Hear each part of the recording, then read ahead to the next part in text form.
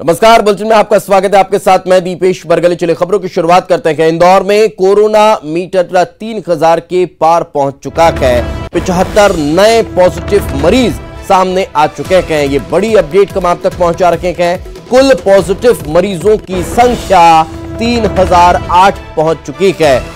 Medical bulletin में 3 लोगों की मौत की भी पुष्टि हुई है। अब तक कोरोना से 114 मरीजों की जान जा चुकी है। तो 1482 पॉजिटिव मरीजों का इलाज इस वक्त चल रहा है। अब तक 1412 मरीज पूर्ण रूप से स्वस्थ होकर घरों के लिए रवाना हो चुके हैं।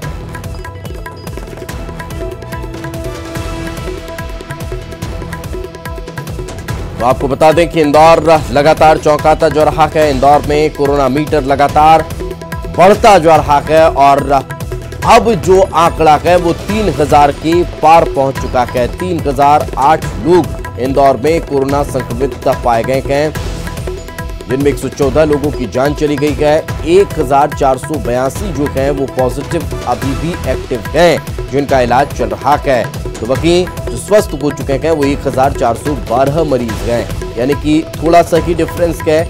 बराबरी का आंकड़ा है स्वस्थ होने वाले और एक्टिव मरीजों के बीच। यानी कि अब देखना यही है कि जब ये एक्टिव मरीजों का जो आंकड़ा है वो कम होगा और जो स्वस्थ होने वाले मरीज हैं उनका आंकड़ा बढ़ता चला जाएगा, तो फिर आप थोड़ा सा सोच सकते हैं कि हाँ, हम अब सही ट्रैक पर चल रहे हैं, ये चीजें सुधरती दिखाई दे रही हैं। मगर अभी लगातार आंकड़े बढ़ रहे हैं, इसी वजह से एक्टिव मरीजों की संख्या भी बढ़ती दिखाई दे रही है। तो छूट आपको मिली है। लॉकडाउन 4.0 में कई तरह की रियायतें दी गई हैं। आप उन रियायतों का सही तरीके से फायदा उठा सकते हैं, लेकिन सवाल यही है, आपसे अपील यही है कि बहुत आवश्यक न हो तो फिर घर से न निकलें। आपको कुछ खरीदना है, महीने का राशन खरीदना है, तो आप ऑनलाइन बुक करा सकते हैं, वो आपके घर पहुंच जाएगा। अब लोकल के लिए वोकल होना है, तो आप अपने नज़दीकी किराना व्यवसायी को फ़ोन लगा दीजिए, वो आपके घर डिलीवर कर जाएगा। उसके बाद आप सैनिटाइज कर लीजिए। तमाम चीज़ें हैं। अब आजकल सब कुछ होम डिलीवर होना शुरू हो चुका है, तो फिर बेवजह घर से मत निकलिए। यहाँ तक कि मेडिकल सुविधाएं आजकल आपको ऑनलाइन मिल जाती हैं और वो घर तक के लिए मिलती हैं, तो फिर दवाइयों के लिए भी आपको मेडिकल शॉप जाने की आवश्यकता नहीं है। आप अपने मोबाइल से उसे बुक कर दीजिए, आपके घर आकर के कोई भी डिलीवर कर जाएगा। तो फिर ऐसी स्थितियां हैं जब लग रहा है कि हाँ, वाकई में संक्रमण बहुत ज्यादा फैलता जा रहा है, इससे हमें भी खतरा है, हमारे परिवार को भी खतरा है और शायद हमसे किसी दूसरे को भी खतरा है। तो फिर क्यों हम इस तरह की चीजों से बचते नहीं हैं? यही अपील है आप लोगों से कि अगर बहुत ज्यादा जरूरी नहीं है तो फिर घरों में रखें, क्योंकि जिस तरह से लगातार आंकड़े बढ़ रहे हैं, प्रशासन भी आप पर कब तक सख्ती करेगा, कब तक आपको रोकेगा, कब तक आपकी चिंता करेगा, वो करता रहेगा। लेकिन कहीं ना कहीं हमें हमारी सेहत की चिंता ज्यादा होनी चाहिए बजाय किसी दूसरे के। तो फिर आप अपनी चिंता करेंगे तो फिर कहीं ना कहीं आपके अपनी चिंता करने से दूसरा भी स्वस्थ होता नजर आने लगेगा। इसीलिए आप सचेत रहिए, सतर्क रहिए, सावधान रहिए, हाथ धोते रहिए, सैनिटाइज करते रहिए। अगर आप किसी सरफेस को छू रहे हैं तो फिर उसके बाद आप अपने हाथों को धो लीजिए। लेकिन इन सबसे इतर सबसे महत्वपूर्ण है कि क्राउड में जाने से बचे, भीड़ में जाने से बचे, पब्लिक प्लेस में ना जाएं। ये सब चीजें अगर आप अपनाएंगे तो शायद हम हमारे देश से कोरोना को बहुत जल्दी खत्म कर सकते हैं। चलिए, इंदौर के आंकड़े का हम जिक्र कर रहे थे। हमारे सहयोगी अरुण त्रिवेदी हमारे साथ जुड़ चुके हैं। अरुण, लगातार आंकड़े बढ़ते जा रहे हैं। जो लॉकडाउन 4 में रियायतें दी गई हैं, उसके बाद क्या इंदौर जैसे शहर में भी लोगों की भीड़ बहुत ज्यादा देखने को मिल रही है? लगातार इन आंकड़ों के बढ़ने का कारण क्या एक वो भी है? बिल्कुल, देखिए, लगातार संक्रमण तेज होता जा रहा है और अगर बात की जाए तो 3000 के पार ये आंकड़ा पहुंच गया है और ये जो 1000 का आंकड़ा है वो सिर्फ 12 दिन में पहुंच गया है। जबकि जो पहले मरीज थे, पहला मरीज 24 मार्च को इंदौर मिला था, उसके बाद 1000 की संख्या होने में 30 दिन लग गए थे। उसके बाद जब 2000 की मरीजों की संख्या हुई तो 18 दिन में 2000 हुए, लेकिन जो 3000 मरीज हुए वो सिर्फ 12 दिन में हो गए। मतलब 83 मरीज पिछले 12 दिन में रोज़ मिल रहे हैं। तो इंदौर में हालात दिनों दिन बिगड़ते जा रहे हैं। ऐसे में लोगों को लॉकडाउन का सख्ती से पालन करने की ज़रूरत है, साथ ही तमाम एहतियात बरतने की ज़रूरत है। हालांकि इंदौर में अभी भी सड़कों पर भीड़ भाड़ देखी जा रही है। हालांकि अभी त्यौहार का भी मौका है, इसलिए शायद ज़्यादा लोग सड़कों पर दिखाई दे रहे हैं। लेकिन लॉकडाउन है, इंदौर में कोई दुकानें नहीं खुली हैं, लेकिन लोग फिर भी निकल रहे हैं। और हम आपको बता दें कि इससे ही इंदौर में ज़्यादा संक्रमण तेज होता जा रहा है और घनी बस्तियों में ये पहुंचता जा रहा है। इंदौर, हम आपको बता दें कि देश के उन 7 शहरों में शामिल हो गया है जहां सबसे ज़्यादा मरीज मिले हैं। बिल्कुल, चलिए बहुत बहुत शुक्रिया अरुण इस तमाम जानकारी के लिए। तो जैसा कि हमारे सहयोगी बता रखे हैं कि लगातार इस तरह से जो ग्राफ है वो बढ़ता चला जा रहा है और यही वजह है कि अब इसे ब्रेक करना बेहद आवश्यक है। आगे बढ़ते हैं। ईद पर भोपाल पुलिस लगातार अलर्ट पर है। शहर में असामाजिक तत्व सक्रिय हैं और ऑडियो संदेशों से अफवाह फैला रहे हैं। नमाज के लिए 2 घंटे की अनुमति की अफवाह फैलाई जा रही है। मस्जिदों में नमाज के लिए 2 घंटे की अफवाह फैलाई जा रही है कि अफवाह ये फैलाई जा रही है कि नमाज के लिए 2 घंटे की अनुमति दे दी गई है।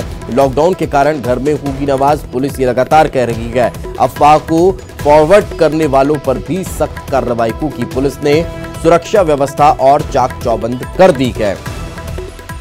तो अपील हम भी आप लोगों से यही कर रहे हैं कि किसी भी तरह की अफवाहों पर ध्यान कतई न दें। त्योहार को सुरक्षित तरीके से आप मनाएं, क्योंकि आपकी सेहत और आपके परिवार की सेहत सबसे ज्यादा महत्वपूर्ण है। और ज्यादा जानकारी के साथ हमारे सहयोगी मनोज हमारे साथ जुड़ चुके हैं। मनोज, कल ही गृह मंत्रालय की तरफ से एक एडवाइजरी जारी की गई थी कि सोशल मीडिया पर किसी भी तरह की आपत्तिक टिप्पणियों और इस तरह की अफवाहों पर कड़ी और सख्त कार्रवाई होगी, लेकिन उसके बाद भी लगातार ये अफवाहें फैल रही है। क्या कार्रवाई अभी तक कोई देखने को मिली है?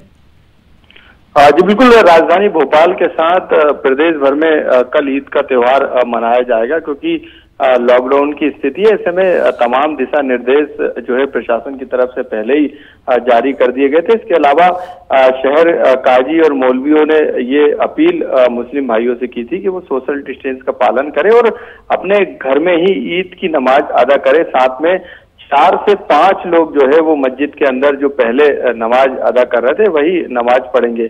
इस तरीके की अपील पहले की जा चुकी है, लेकिन इस बीच में राजधानी भोपाल में लगातार 4-5 दिन से जो अफवाह फैले, एक ऑडियो संदेश जारी किए गए जिसमें कई मस्जिदों को लेकर ये कहा गया है कि वहां पर ईद की नमाज अदा की जाएगी, क्योंकि प्रशासन ने 2 घंटे की अनुमति दी है।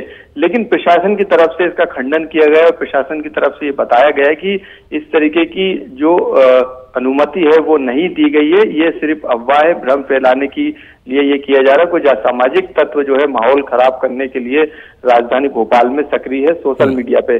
तो सोशल मीडिया पे साइबर सेल लगातार नजर बनाए हुए। इसके अलावा भोपाल की साइबर सेल के अलावा राज्य साइबर सेल भी उन लोगों को चिन्हित कर रही है और ये भी अपील की है भोपाल पुलिस ने कि इस तरीके के संदेश को फॉरवर्ड ना करे। यदि कोई फॉरवर्ड करता है तो उसके खिलाफ कार्रवाई की जाएगी।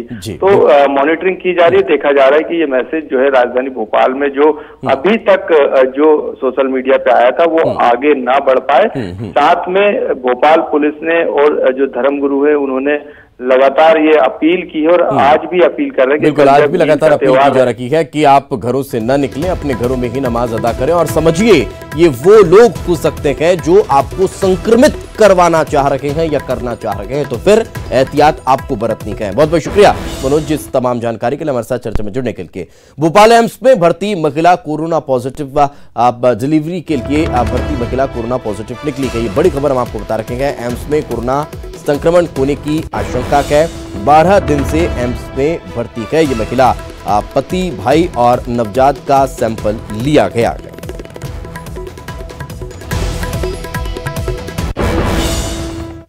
भोपाल नगर निगम की बड़ी लापरवाही सामने आई है, जहां पर कचरा खंती कोरोना का मेडिकल वेस्ट पहुंच चुका है। अब ये बड़ी खबर निकलकर सामने रही है। अहमदपुर छावनी में खतरनाक मेडिकल वेस्ट पहुंचा दिया गया है। हमीदिया अस्पताल का ये कोरोना वेस्ट बताया जा रहा है। ये कचरा खंती में भेजा गया है, सभी के लिए हानिकारक है। ये मेडिकल वेस्ट निगम ने अपने कर्मी पर ही जुर्माना लगाया है। तो तकरीबन 4,000 का जुर्माना लगाया गया है और जुर्माना लगाकर मामले से पल्ला झाड़ लिया।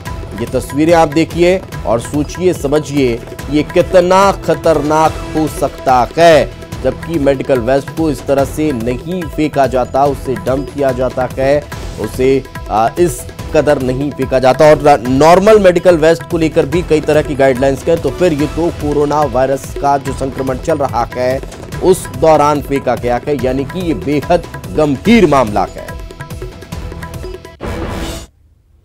कोरोना संक्रमण को रोकने का एक ही इलाज है, सोशल डिस्टेंसिंग, जिसको सभी जानते हैं और मानते भी हैं। लेकिन जब केंद्रीय इस्पात राज्य मंत्री के सामने ही सोशल डिस्टेंसिंग की धज्जियां उड़ने लगे तो सवाल उठना लाजमी हो जाता है। ये तस्वीरें हैं मंडला के पिंडरे इलाके की, जहां कोरोना वॉरियर्स का सम्मान कार्यक्रम रखा गया था, जिसमें केंद्रीय इस्पात राज्य मंत्री फग्गन सिंह कुलस्ते भी पहुंचे। इस दौरान करीब 50 लोगों से भी ज्यादा उस कार्यक्रम में मौजूद थे। ऐसा बिल्कुल भी नहीं था कि जगह की कमी थी, वहां पर पर्याप्त जगह थी। इसके बावजूद केंद्रीय इस्पात राज्य मंत्री फग्गन सिंह कुलस्ते और पुलिस के सामने करीब 20 से 50 लोग एक साथ इकट्ठे खड़े हो गए, जिन्हें न तो कोरोना का भय था और न ही सोशल डिस्टेंस मेंटेन करने की फिक्र। इनके सामने जरूरी था तो सिर्फ कैमरे के सामने आना। खास बात यह थी कि जहां सोशल डिस्टेंसिंग की धज्जियां उड़ाई गई वो इलाका कंटेनमेंट एरिया रह चुका है।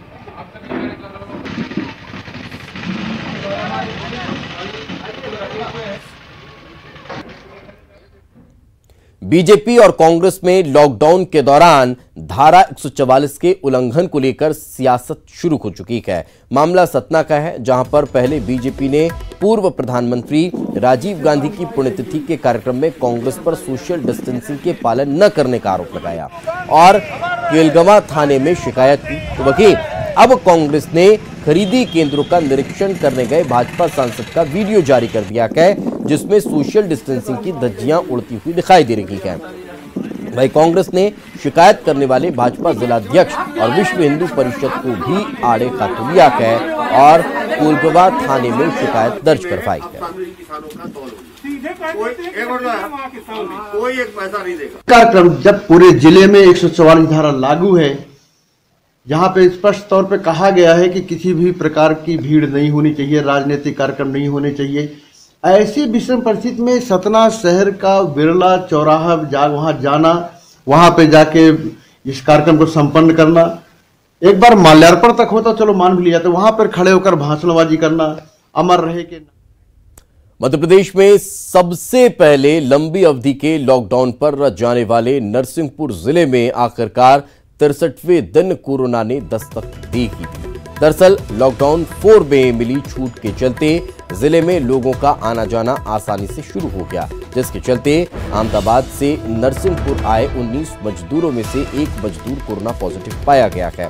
फिलहाल जिन गांव में ये मजदूर पहुंचे हैं उन तीनों गांव को कंटेनमेंट एरिया घोषित कर कर्फ्यू लगा दिया गया है और इन सभी मजदूरों की कॉन्टैक्ट हिस्ट्री पर कार्रवाई की जा रही है।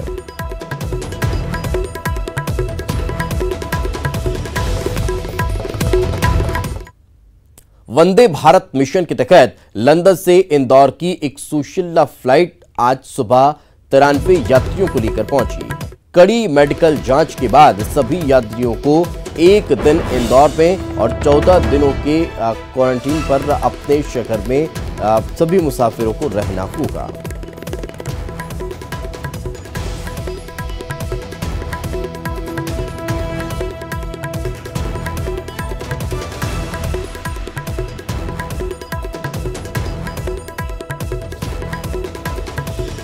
तस्वीरें आप देख सकते हैं, कड़ी जांच होती नजर आ रही है। पूरी जांच पड़ताल के बाद मेडिकल चेकअप के बाद एक दिन इंदौर में रखा जा रहा है और फिर उसके बाद इन्हें अपने अपने शहरों में क्वारंटीन होने के लिए कहा गया है। यानी कि आ तो गए हैं, अभी आपको दूसरों को कोई संक्रमण ना हो, आप अगर संक्रमित हो, किस तरह के सिम्टम्स हो, तो फिर इसके लिए ये एहतियात बरती जा रही है। तो बड़ा अपडेट इस वक्त हम आपको दे रहे हैं। वंदे भारत मिशन के तहत लंदन से इंदौर की एक फ्लाइट आज सुबह पहुंची गए 93 यात्री इसमें थे और ये 93 यात्री जब वापस भारत लौटे तो फिर कड़ी जांच पड़ताल हुई, इनका मेडिकल टेस्ट किया गया और उसके बाद इन्हें क्वारंटीन होने के लिए कहा गया है।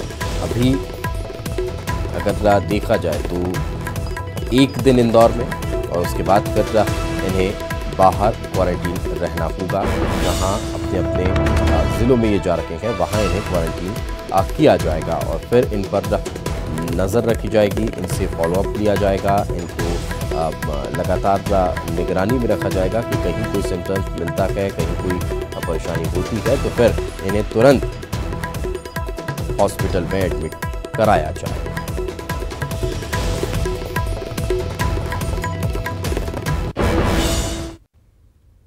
ब्रेक के बाद एक बार फिर आपका स्वागत है। सागर की बीना ग्राम पंचायत भानगढ़ में मनरेगा के तहत जेसीबी मशीन से कराए जा रहे काम का एक वीडियो बनाकर अधिकारी को भेजना स्थानीय व्यक्ति को महंगा पड़ गया।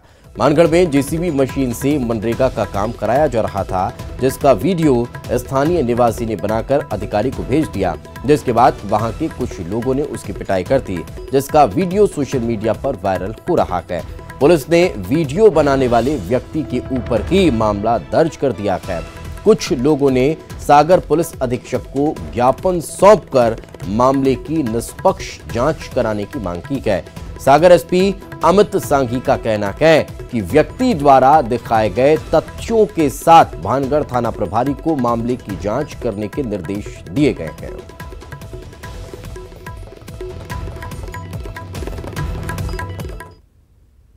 आगे बढ़ते हैं। डिंडौरी में मानवता को शर्मसार कर देने वाला मामला सामने आया है, जहां पर जिला अस्पताल में शव वाहन नहीं मिलने से परिजनों को हाथ ठेले पर शव ले जाना पड़ा है। सरकारी दावों की पोल खोलता हुआ यह मामला किसी ग्रामीण क्षेत्र का नहीं है, बल्कि जिला मुख्यालय का है, जहां तमाम बड़े अधिकारी और नेता रहते हैं। तस्वीरों में आप देख सकते हैं कि गमजदा परिवार आधी रात में शव रखे हुए हाथ ठेले को धकेलते हुए 2 किलोमीटर दूर घर जाने के लिए मजबूर है।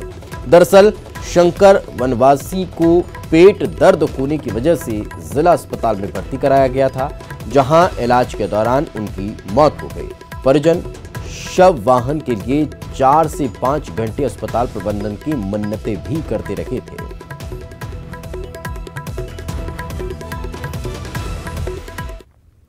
और भोपाल से इस वक्त बड़ी खबर मिल रही है। आपको बता दें, गोविंदपुरा इंडस्ट्रियल एरिया में आपूर्ति सुपरमार्केट के गोडाउन में भीषण आग लग गई है। मौके पर दमकल की गाड़ियां पहुंची हुई है, आग पर काबू पाने की कोशिश में जुटी हुई है। आग कैसे लगी अभी ये साफ नहीं हो पाया है, तो ये बड़ी खबर इस वक्त निकाल कर सामने आ रही है।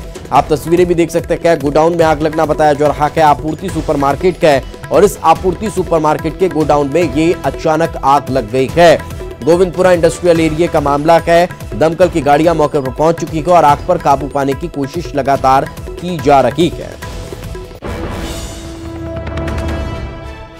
तो बड़ी खबर इस वक्त भोपाल से हम आपको बता रहे हैं, जहां आपूर्ति सुपरमार्केट के गोडाउन में आग लगी है। और ज्यादा जानकारी के साथ हमारे सहयोगी शरद हमारे साथ जुड़ चुके हैं। शरद, क्या ताजा जानकारी, कैसे आग लग गई? देखिए दीपेश, ये गोविंदपुरा इंडस्ट्रियल एरिया है, जहां पर एक सुपरमार्केट का गोडाउन था, वहां पर ये आग लगी है। और आग लगने की वजह से काफी जो नुकसान है वहां गोदाम में रखे हुए चीजों का वो हो गया है। हालांकि आग किस वजह से लगी ये अभी साफ नहीं हो पाया है, क्योंकि गोदाम बंद था जिस वक्त में ये आग लगी है।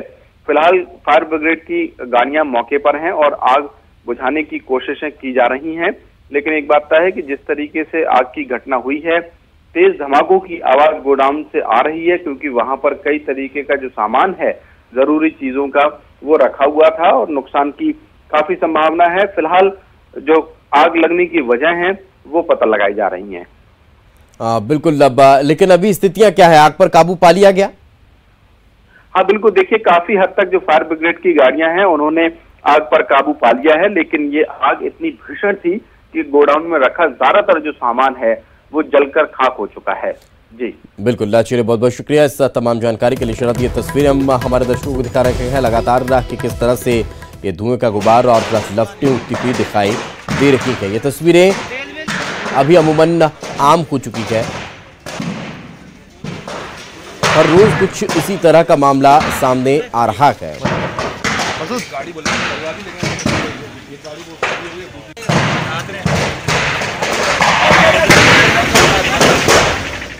और चलिए इसी के साथ इस बुलेटिन में फिलहाल इतना की खबरें लगातार जारी हैं।